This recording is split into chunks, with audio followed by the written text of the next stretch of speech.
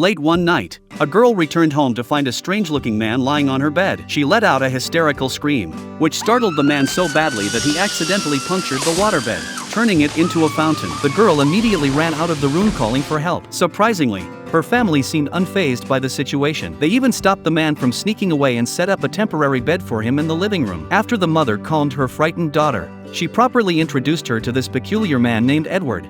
As Kim's panic subsided, she finally got a clear look at him. Though Edward's face was covered in scars, his eyes held a gentle warmth. Instead of hands, he had sharp scissors for fingers, which were also responsible for the scars on his face. Trying to apologize to Kim, Edward attempted to cut her a piece of steak, but accidentally dropped it on her leg, despite it being unintentional. Kim recoiled in disgust. What nobody knew was that Edward had fallen in love with her at first sight, though he didn't even understand what love was.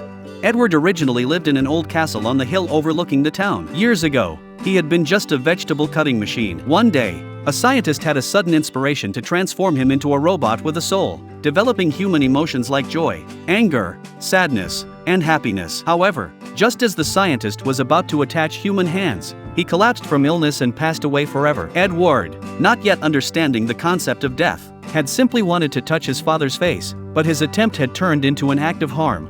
The dark, eerie castle rarely had visitors, and Edward lived there alone, with only solitude for company.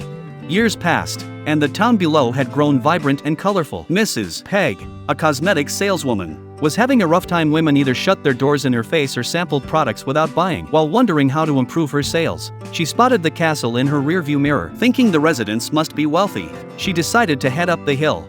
When she mustered the courage to enter, she was amazed by the vibrant scenery. It was like stepping into an intricately carved fairy tale world. However, the interior of the castle was dark, with cobweb-covered machinery everywhere. Despite the creepy atmosphere, Peg's professional dedication drove her to search for the castle's owner.